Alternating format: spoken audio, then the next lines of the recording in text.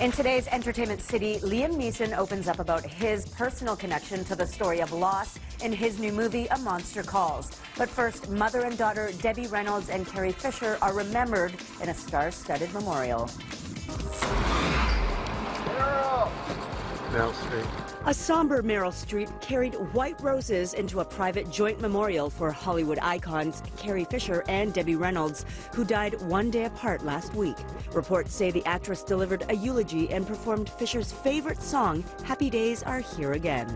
Gwyneth Paltrow, Ed Begley Jr., Courtney Love, and Meg Ryan were also in attendance, as was a grief-stricken Billie Lourd, Fisher's daughter and Reynolds' granddaughter. Fisher's beloved French bulldog Gary also made an appearance. As we reported, Fisher, most famous for playing Princess Leia in Star Wars and for her honesty about her struggles with mental health and drug addiction, died last Tuesday at the age of 60 after suffering a heart attack. Her mother, 84-year-old Singin' in the Rain star Debbie Reynolds, died the next day after suffering a stroke while planning Fisher's funeral. At the same time, Disney is weighing its options for the future of Fisher's iconic Star Wars character. As we told you, the actress had finished filming scenes for this year's Episode 8 before her unexpected death. But now directors are trying to figure out how to go forward without her, especially because apparently Princess Leia's role in Episode 9 was to be even larger than her role in Episode 8. That film isn't due out until 2019, and production on it hasn't even started yet, so there is time to figure things out and to grieve.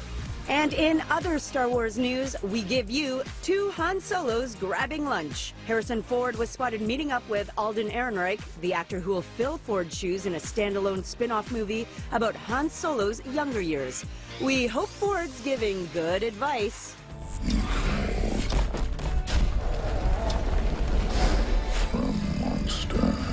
Liam Neeson stars as the title monster in the sweet, sad fantasy A Monster Calls, the story of a heartbroken boy who must face his mother's terminal illness. And even though his character is entirely CGI, Neeson steals the show with his resonant voice acting, especially heart-wrenching in light of his own devastating real-life loss. His wife, fellow actress Natasha Richardson, died in 2009 after a ski accident in Quebec's Mont-Tremblant, leaving behind not only Neeson, but two young sons, now without a mother.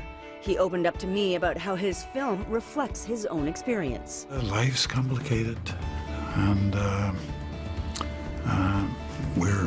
we're sometimes hit with things in life that come out of left field, and you think you're not going to be able to cope with it, but somehow, somewhere within ourselves, you always find the strength. But we need support, you know?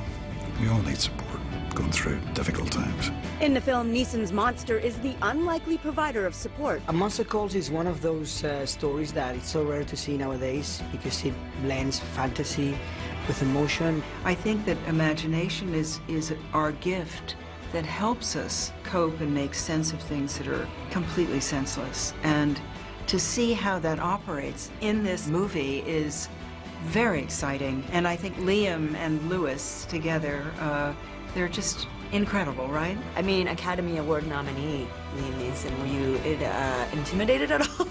I wouldn't say I was intimidated. I was probably more thinking, how cool it was. He was wonderful too, Lewis. He really was. So this is why you called me. Come on.